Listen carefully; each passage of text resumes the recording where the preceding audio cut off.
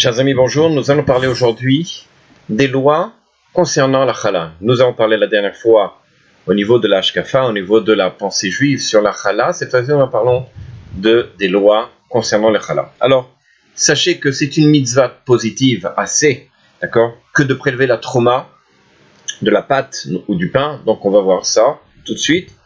Pour le Kohen, pour le donner au Kohen, pour permettre donc la consommation de ce pain. Alors, comme dit la Gemara dans Yerushalmi, dans Shabbat, que c'est l'une des 3 mitzvot qui a été donnée à la femme.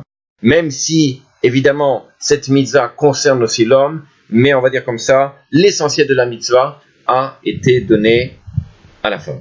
Il faut savoir qu'on ne peut consommer de pâte que si il y a eu prélèvement de la challah auparavant.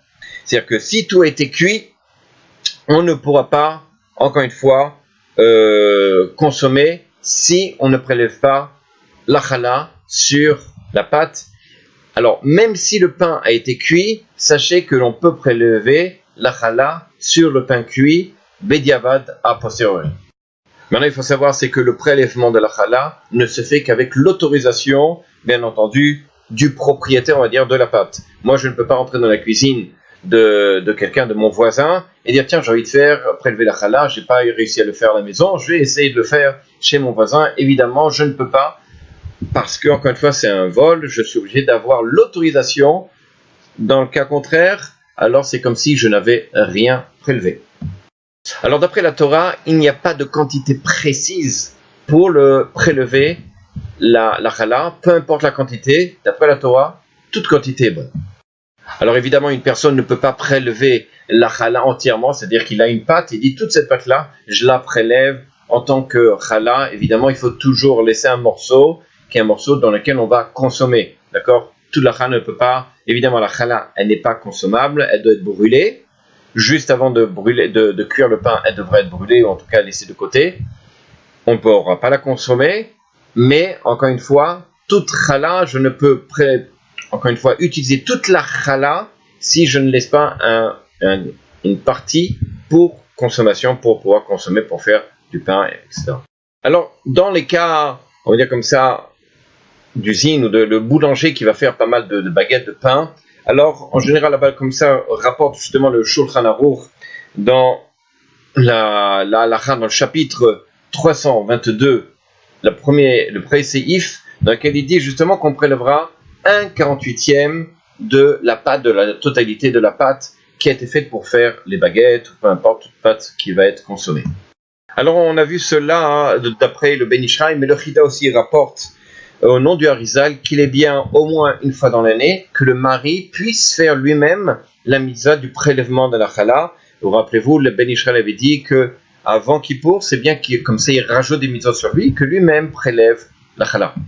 Alors au sujet de la bracha, quelle bracha on fait? C'est une discussion entre, on va dire comme ça, Sfaradim et Ashkenazim, entre le Shulchan Aruch et le Rama. Le Shulchan Aruch lui dit Asher kideshan u'memzot avetian ou la friche teruma, tandis que le Rama lui dit Asher kideshan u'memzot avetian ou la friche teruma, ou alors il dit Asher kideshan u'memzot la friche chala.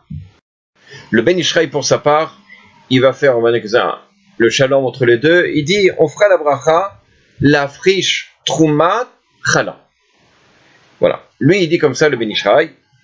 Alors, sachez encore une fois, d'après le Ben Ish Chai, lorsque l'on a fait la bracha, on dira, voici, ça, c'est la Chala.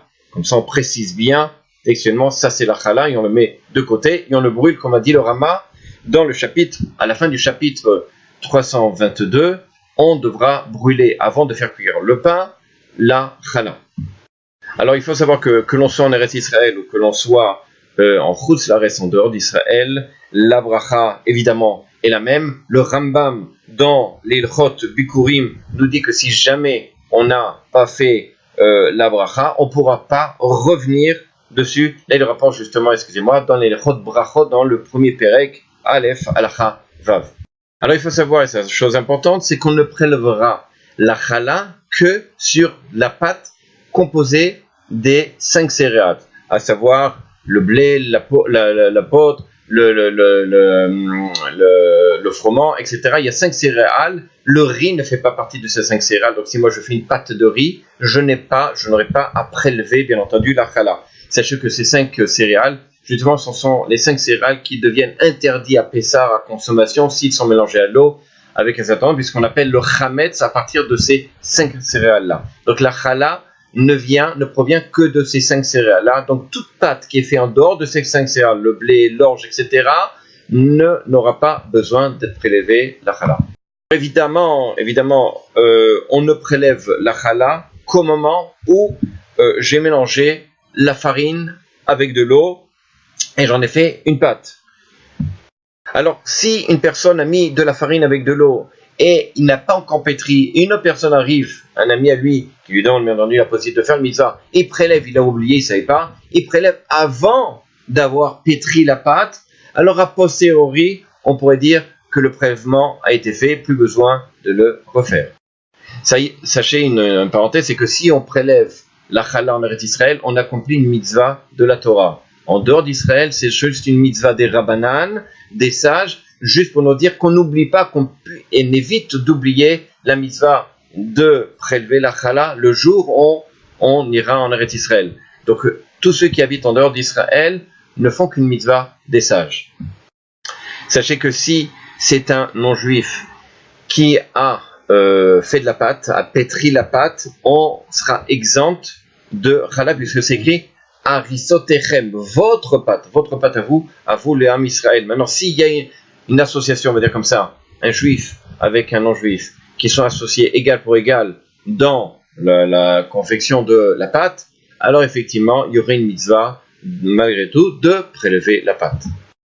Alors on peut se poser la question, puisque le prélèvement, c'est pour donner au Kohen, si maintenant la pâte appartient au Kohen, est-ce que moi, j'ai l'obligation de prélever la pâte? Évidemment, même si la pâte appartient à un Kohen, le Kohen aura l'obligation de prélever la challah de la pâte, puisque c'est écrit dans le pasuk V'achalchem lechem haaretz.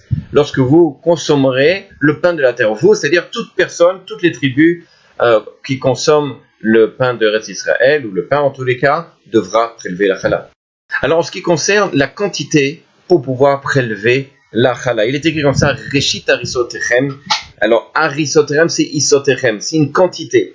Alors cette quantité-là, le Chachamim nous dit c'est combien? Il dit c'est un dixième, quand dit la Gemara, c'est un dixième de Epha. Alors un dixième de Epha, c'est à l'époque le Tosfot, il rapporte comme ça dans Yeruvim, dans 83b, il dit c'est la quantité de 43 œufs à l'époque. Le Rambam lui-même dans l'Ilchot Bikurim, dans le 6e chapitre, 15e loi, nous dit en fait, si on le change en kilos, parce que vous ne comprendrez rien en œufs, vous n'avez pas commencé à peser en œufs, c'est 1,666 kilos. Si j'ai une pâte qui pèse 1,666 kilos, alors j'aurai à partir de ce moment-là l'obligation de prélever la challah avec bracha.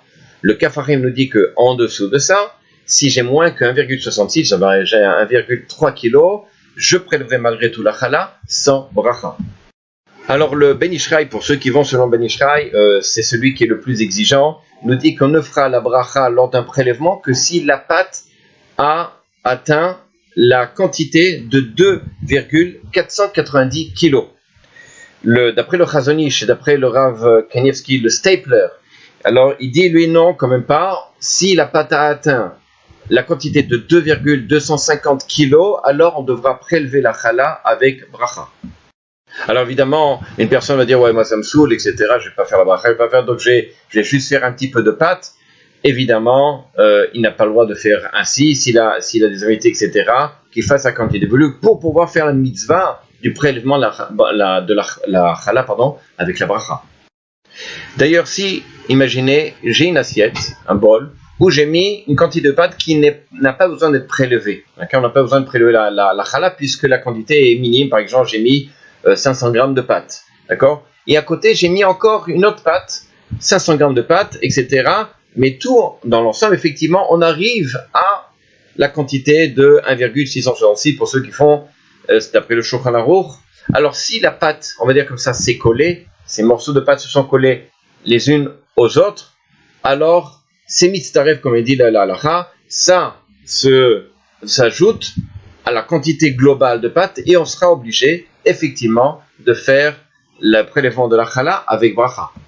En fait, ceci, ce que je vous dis, c'est une Gemara dans la Maseret Chala, justement, dans le deuxième chapitre, la Mishnah 4, qui nous dit comme ça qu'il y a une discussion entre le Tanakama et Rabbi Yehuda, dans lequel Tanakama il dit que s'il y a deux pâtes qui n'ont pas l'obligation d'avoir, parce que la quantité est minime, d'avoir de prélever la chala, même si elles sont ensemble, le Rabbi Yehuda il dit si jamais elles sont ensemble, elles sont collées, ces deux pâtes ou trois pâtes ensemble qui font la valeur, la quantité d'obligation de prélever la chala, lui, Rabbi Yehuda il dit que oui, on prélèvera la chala avec la bracha.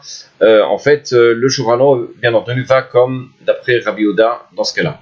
Évidemment, le Shulchan Aruch, dans le chapitre 365, nous dit ainsi que les pâtes qui sont mises dans un même bol et qui se collent, alors c'est à ce moment-là qu'elles sont mistarfim, elles s'associent pour arriver à la quantité donc voulue pour prélever la chala. Le Rama qui, sur cette loi, dit que si jamais une partie de la chala est sortie du bol, on va dire comme ça, et donc dans le bol il n'y a plus la quantité voulue, on ne pourra pas faire la bracha, prélever, on peut prélever, mais on ne pourra pas faire la bracha sur la quantité de chala qui est à l'intérieur, de pâte qui est à l'intérieur.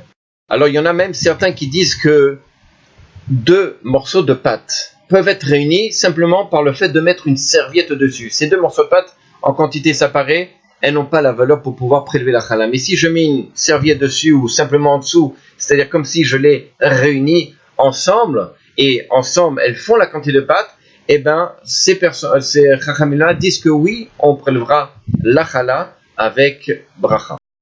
Le Shulchan Aruch dans le même chapitre nous dit justement que si j'ai deux quantités de pâte suffisantes l'une comme l'autre pour prélever la chala, je peux prélever sur l'une et rendre exemple l'autre, c'est-à-dire quitte l'autre pour le prélèvement de la chala avec bracha.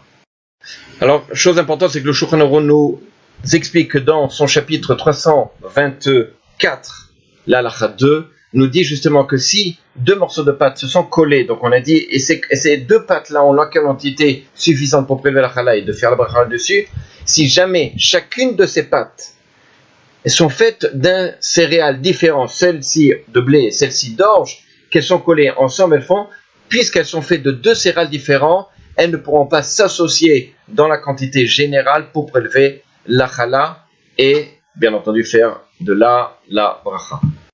Alors évidemment, toute pâte, ça c'est le Magen Avraham qui rapporte dans ses lois 168, chapitre 168, halakha 40, il nous rapporte comme ça, et le Pri Megadim aussi, que si on fait de la pâte par exemple pour des crêpes ou pour des beignets, c'est-à-dire c'est de la pâte qui est liquide ou de la pâte qui va être frite, ça sera exempt, on ne sera pas obligé, on n'aura pas l'obligation, bien entendu, il n'y a aucune loi qui oblige de prélever la chala sur cette pâte. Alors la Mishnah dans chala, dans le chapitre 2, la deuxième Mishnah nous dit que toute pâte qui est faite à base de jus de fruits, s'il n'y a absolument pas d'eau dedans, alors il sera exempt de prélever la chala. Par contre, s'il y a un peu d'eau dedans, alors là, il y aura obligation, ça s'appelle sa pâte, et on sera obligé de prélever la chala de cette pâte. Alors évidemment, c'est comme ça le Shulchan Aruch nous dit l'halakha dans le chapitre 329, halakha 9, qu'en quoi effectivement on pourra prélever la chala. Le char, un des commentateurs du Shulchan Aruch dit on prélèvera la chala, mais on ne fera pas sur cette pâte-là qui est composée de jus et d'eau, on ne fera pas de bracha dessus. Alors pour finir, peut-on prélever la chala Shabbat ou Yom Tov? Par exemple, on a fait du pain et j'ai oublié de prélever la chala. Alors, sachez que dans la semaine, si j'ai oublié de prélever la chala sur de la pâte, je peux toujours, comme on a dit, le prélever sur du pain qui a déjà été cuit avant de le consommer. Maintenant, qu'est-ce qui se passe Shabbat ou Yom Tov? Je me rends compte que j'ai oublié de prélever la pâte, la chala sur cette pâte, sur la chala par exemple. Est-ce que j'ai droit à ce moment-là, pendant la souda, de prélever, de dire ça c'est pour la chala? Alors, la Gemara dans Betsa 36b nous dit qu'il est formellement interdit, évidemment, de prélever la chala pendant Shabbat, c'est ça, metakelmana, c'est-à-dire qu'on répare, sous-entendu, quelque chose, parce que sans ça, on ne peut pas le consommer. Pour Yom Tov, on a le droit de prélever la chala, puisqu'on a le droit de pétrir, on a le droit de cuire, donc on a le droit aussi de prélever la challah. C'est ainsi rapporté dans le chapitre, dans le chapitre 506, halakha 3. À bientôt.